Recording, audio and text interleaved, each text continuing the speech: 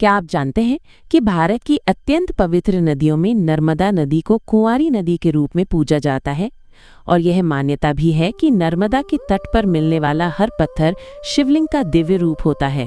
लेकिन क्या आपने कभी सोचा है कि देवी नर्मदा को कुंवारी क्यों कहा गया और आखिर ये नदी अन्य नदियों के विपरीत दिशा में क्यों बहती है? इन सवालों के पीछे एक अद्भुत और रहस्यमयी पौराणिक कथा छिपी है जिसके बारे में बहुत कम लोग जानते हैं। इस वीडियो में हम आपको बताएंगे कि देवी नर्मदा कुंवारी क्यों है और उनके इस विशेष स्वरूप के पीछे कौन सी अलौकिक कथा जुड़ी हुई है। ऐसा कहा जाता है कि इस कथा को सुनने से भक्तों की सभी मनोकामनाएं पूरी होती हैं। तो अंत तक जुड़े रहिए और जानिए नर्मदा माता से जुड़ा ये अनसुना रहस्य। पौराणिक कथाओं के अनुसार मैखल पर्वत पर भगवान भोलेनाथ गहन तपस्या में लीन थे। उसी समय उनके पसीने की एक बूंद से एक अद्भुत रूपवती कन्या का जन्म हुआ। महादेव को तपस्या में मग्न देखकर वो कन्या भी उनके समक्ष बैठकर तपस्या करने लगी। जब महादेव की तपस्या पूरी हुई और उनका ध्यान टूटा तो उन्होंने अपने समक्ष उस कन्या को तपस्या करते हुए देखा। इस दृश्य ने महादेव के हृदय को प्रसन्नता से भर दिया। भगवान शिव ने प्रसन्न होकर उस कन्या का तुरंत नामकरण किया और कहा, हे पुत्री, आज से तुम नर्मदा के नाम से विख्यात होगी, जिसका अर्थ है सभी को सुख देने वाली। महादेव ने कहा, तुम्हारी तपस्या ने मुझे अत्यंत संतुष्ट किया है, इसलिए मैं तुम्हें अमृता का वरदान देता हूँ। संसार में चाहे कोई भी प्रलय क्यों न आए, तुम्हारा कभी नाश नहीं होगा। तुम्हारा नाम सदैव एक पापनाशिनी नदी के रूप में लिया जाएगा। तुम्हारे तट पर मिलने वाले पत्थर को नर्मदेश्वर शिवलिंग कहा जाएगा। वो बिना प्राण प्रतिष्ठा के भी पूजनीय होगा। तुम्हारे तटों पर शिव, पार्वती और सभी देवताओं का वास होगा। इसके साथ ही तुम संसार की ऐसी एकमात्र नदी होगी जिसकी परिक्रमा करने का विशेष महत्व होगा। मगरमच्छ, जिसे जल का सबसे शक्तिशाली जीव माना जाता है, वो तुम्हारी सवारी होगा। जिस पर्वत पर भगवान भोलेनाथ ने माता नर्मदा का अवतरण किया वो मैखल पर्वत था। इसी कारण देवी नर्मदा को राजा मैखल की पुत्री कहा जाता है। समय बीतने के साथ देवी नर्मदा युवा हो गई। इस अवस्था में राजा मैखल देवी नर्मदा के लिए एक योग्य वर तलाशने लगे। अपनी अलौकिक कन्या के लिए उन्होंने ये शर्त रखी कि जो भी राजकुमार दुर्लभ गुलाब कावली का फूल लाकर उनके समक्ष प्रस्तुत करेगा, वही नर्मदा से विवाह करने का अधिकारी होगा। ये शर्त अत्यंत कठिन थी, जिसे कई राजा महाराजा प्रयास करने के बावजूद पूरा नहीं कर सके। समय व्यतीत होता रहा और इसी बीच राजकुमार सोनभद्र ने अपनी अद्वितीय वीरता और साहस का परिचय देते हुए कावली का दुर्लभ फूल प्राप्त किया और राजा मैखल अत्यंत प्रसन्न हुए और उन्होंने राजकुमारी नर्मदा का विवाह सोनभद्र से करने की सहमति दे दी। ये शुभ समाचार पूरे राज्य में फैल गया और हर ओर हर्ष और उल्लास का माहौल छा गया। राजकुमारी नर्मदा ने अब तक राजकुमार सोनभद्र को देखा नहीं था, लेकिन अपने पिता से प्रशंसा सुनकर उनके मन में राजकुमार से मिलने की तीव्र इच्छा जाग उठी। राजकुमारी नर्मदा ने अपनी दासी जोहिला को बुलाकर कहा, हे जोहिला, मेरे विवाह में अब अधिक समय शेष नहीं है, लेकिन मैं राजकुमार सोनभद्र से कुछ बातें करना चाहती हूँ।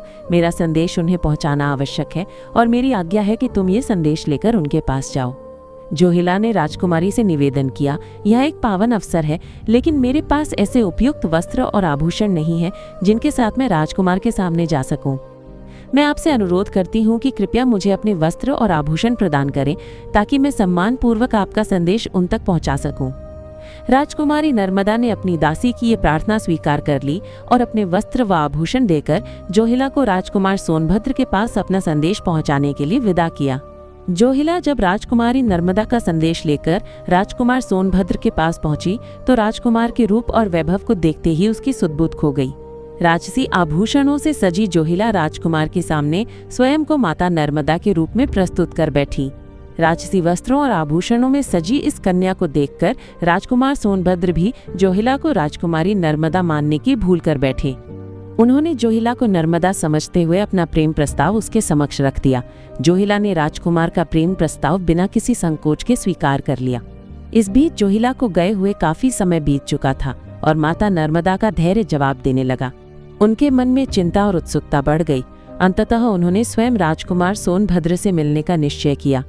राजकुमारी नर्मदा राजमहल से निकलकर उस स्थान पर पहुंच गई जहां उन्होंने जोहिला को अपना संदेश लेकर भेजा था। राजकुमारी नर्मदा जब उस स्थान पर पहुंची तो उन्होंने सोनभद्र और जोहिला को प्रणय निवेदन करते देखा। ये दृश्य देखकर उनका हृदय व्यथित हो उठा और अपमान की तीव्र अग्नि में जलने लगा। गहरे दुख और क्रोध से भरी राजकुमारी नर्मदा ने वहीं से उल्टी दिशा में चलने का निश्चय कर लिया और प्रण लिया कि अब कभी उस स्थान पर वापस नहीं लौटेंगी। उधर सोनभद्र को अपनी भूल का एहसास हुआ। उसने नर्मदा को पुकारते हुए कहा, नर्मदे लौट आओ, रुक जाओ। लेकिन राजकुमारी नर्मदा ने सोनभद्र के विश्वासघात के बाद आजीवन कुंवारी रहने का निर्णय ले लिया। उसी क्षण उन्होंने वैराग्य धारण कर सन्यासिनी का रूप ले लिया और एक नया मार्ग चुन लिया। जहां भारत की अधिकतर नदियां पूर्व दिशा की ओर बहती हैं, वहीं माता नर्मदा ने अपमान और दर्द से प्रेरित होकर पश्चिम दिशा की ओर बहने का निर्णय किया। अपने रास्ते में आने वाली ऊंची ऊंची पहाड़ियां और घने जंगलों को पार करते हुए उन्होंने अपना मार्ग स्वयं बनाया और मधुर ध्वनि करती हुई माता नर्मदा निरंतर आगे बढ़ती रही और मल्लाहों के इलाकों तक जा पहुंची। जहां भारत की अधिकांश नदियां बंगाल की खाड़ी में जाकर मिलती हैं, वहीं माता नर्मदा ने अपनी यात्रा का मार्ग बदल लिया। उन्होंने बंगाल सागर की ओर जाने के बजाय अरब सागर का रुख किया और वहीं जाकर समा गई। आज भी माता नर्मदा के दर्शन करने वाले उनके सात्विक सौंदर्य, तेज और उनकी भावनाओं के उफान को महसूस करते हैं। मित्रों, इस कथा का भौगोलिक सत्य देखें तो ये स्पष्ट होता है कि जोहिला नदी का वास्तविक उद्गम स्थल अमरकंटक से 10 किलोमीटर दूर ज्वालेश्वर में है। यह नदी ज्वालेश्वर की पहाड़ियों से निकलकर राजेंद्र ग्राम से होते हुए उमरिया जिले के केल्हारी गांव में सोन नदी में मिल जाती है। इसी क्षेत्र में कथा के अनुसार रूठी हुई देवी नर्मदा कुंवारी और अकेली विपरीत दिशा में बहती हुई प्रतीत होती हैं।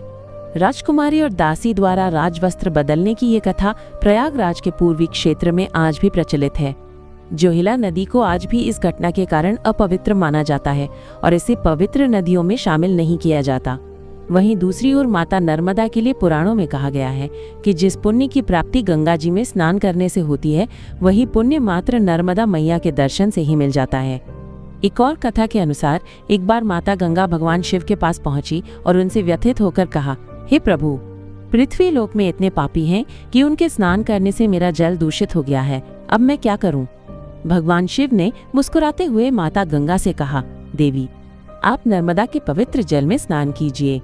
उनके पावन स्पर्श से आपके सभी कष्ट तुरंत ही दूर हो जाएंगे।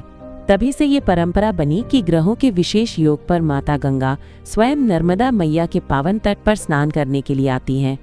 तो ये थी देवी नर्मदा के कुंवारी रहने की पौराणिक कथा, जो त्याग, प्रेम और वैराग्य का अद्भुत उदाहरण प्रस्तुत करती है। नर्मदा मैया आज भी अपने पवित्र जल और दिव्यता के लिए जानी जाती हैं और उनकी परिक्रमा करने वाले भक्त उनके चिर कुंवारी रूप की महिमा को नमन करते हैं। यदि आपको ये कहानी अच्छी लगी हो तो इसे अपने दोस्तों और परिवार के साथ जरूर शेयर करें और कमेंट में नर्मदे हर लिखकर मां नर्मदा के प्रति अपनी श्रद्धा व्यक्त करें। ऐसी ही अन्य पौराणिक कथाओं के लिए हमारे चैनल को सब्सक्राइब करें और वीडियो को लाइक कर हमें सपोर्ट करें।